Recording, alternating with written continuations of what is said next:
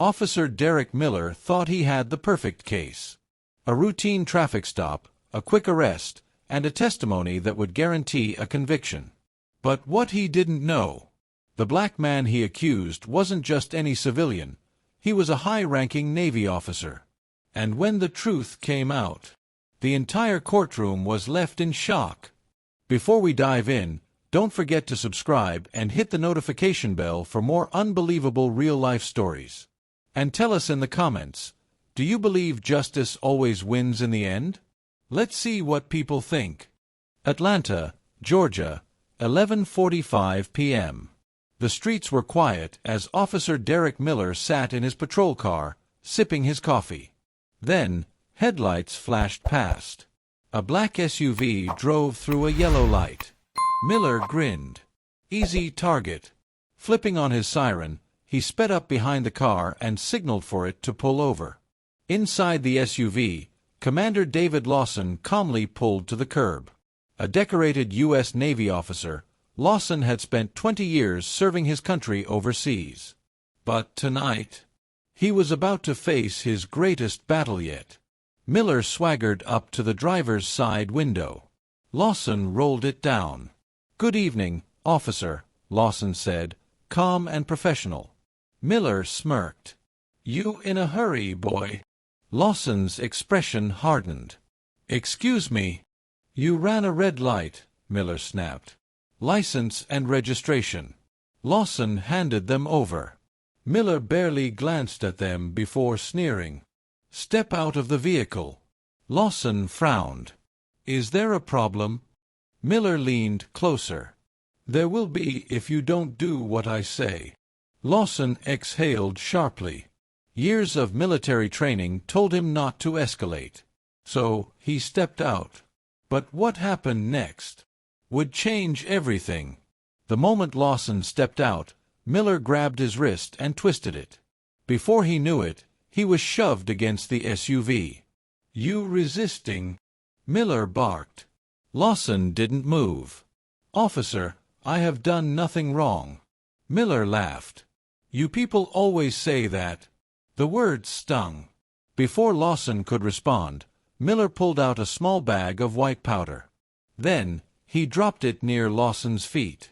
Lawson's stomach dropped. Miller smirked. Well, well.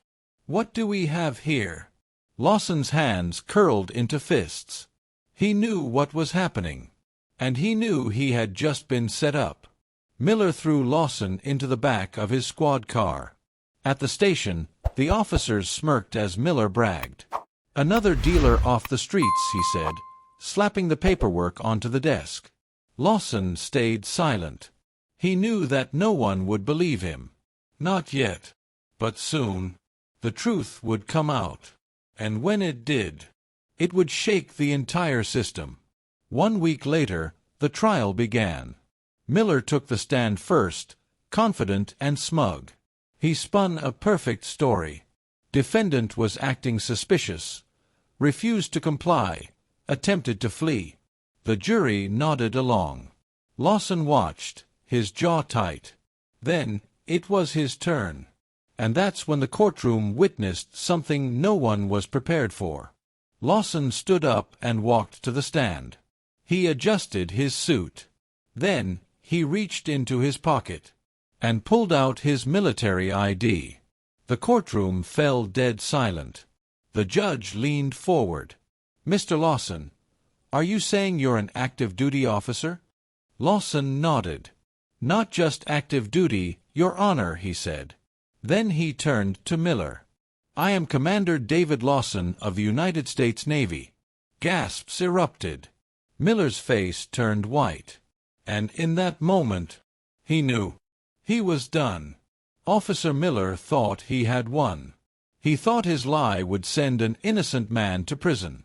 But when Commander David Lawson revealed his true identity in court, the entire room froze. And what happened next? It turned the trial into a national scandal. The jury whispered. The judge adjusted his glasses. "Commander Lawson," he said slowly, "are you saying you are an active-duty naval officer?" Lawson nodded. "Yes, Your Honor," he said. I have served this country for 20 years, protecting the freedoms we hold dear, including the right to a fair trial. Miller's smirk disappeared. His lawyer leaned in. Derek. You never mentioned he was in the military. Miller swallowed hard. I didn't know, he muttered. But it was too late. Because now. The courtroom was starting to see the truth. Lawson's attorney, Michael Carter, stood up. Your Honor, Carter said, I would like to submit new evidence into the record. He walked to the screen and played a video. The courtroom leaned in. It was body cam footage. From the night of the arrest. The footage showed everything. Miller stopping Lawson for no reason. Miller planting the bag of white powder. Miller smirking as he shoved Lawson into the squad car. Gasps filled the room. The jury's faces changed. Miller's lawyer buried his head in his hands. Because now. There was no escaping the truth. Judge Robert Whitman turned to Miller, his face red with anger. Officer Miller, he said, his voice shaking, you testified under oath that the defendant resisted arrest, that he was carrying illegal substances, that he tried to flee. Miller gulped. But this footage, the judge continued, slamming his hand on the bench, proves that was all a lie. Miller's face was pure panic. Lawson stared at him, his expression unreadable. Because for years, Miller had gotten away with this. But not this time. This time, justice was coming. The jury didn't even need to deliberate. One juror, an older white man, stood up.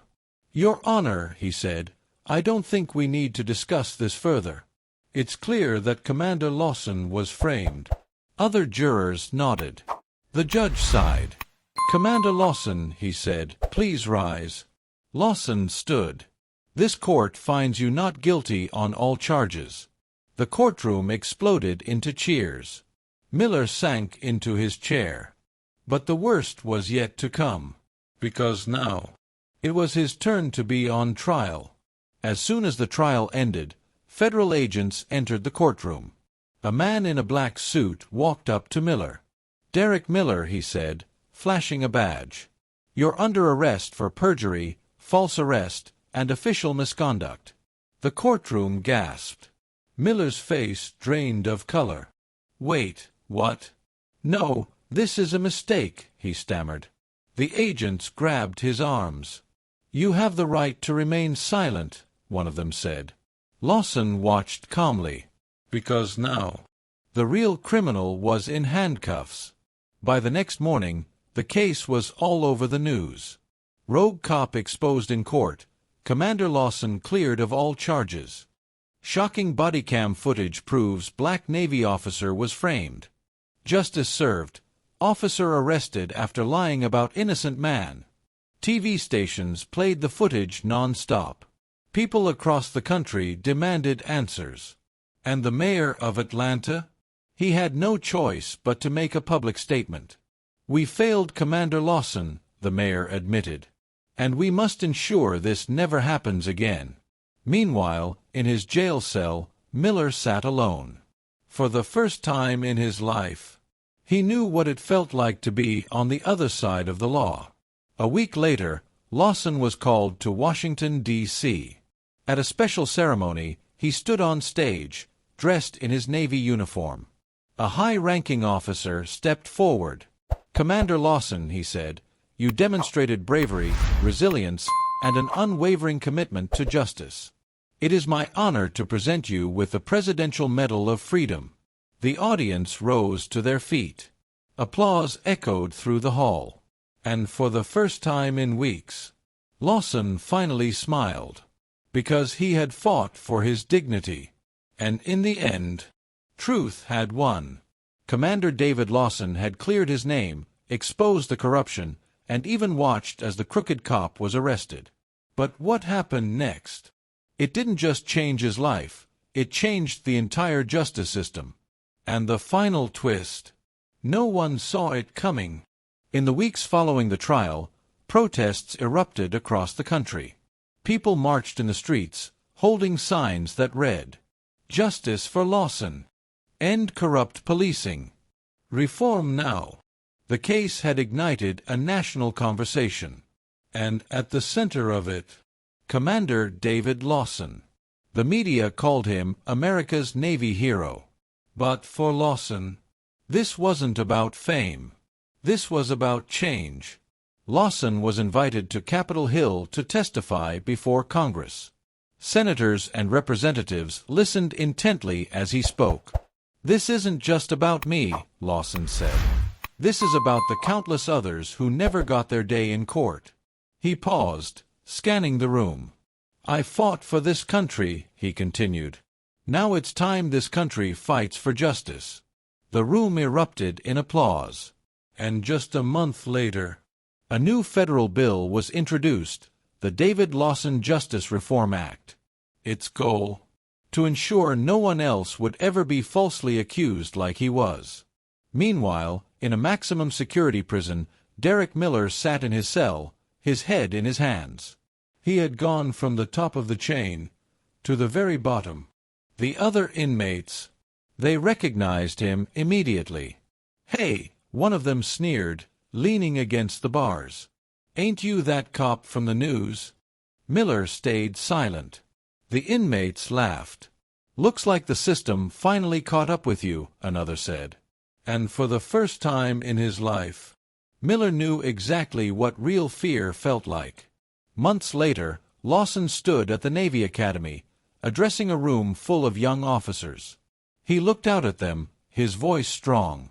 "I thought my mission was over when I left the battlefield," he said. "But I was wrong."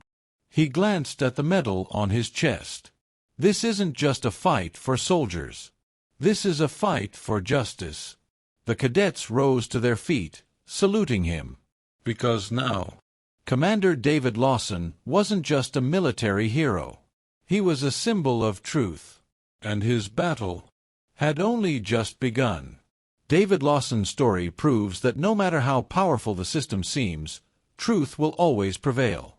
If you believe in fighting for what's right, hit like, subscribe, and share this story. And tell us in the comments, do you think the justice system needs reform?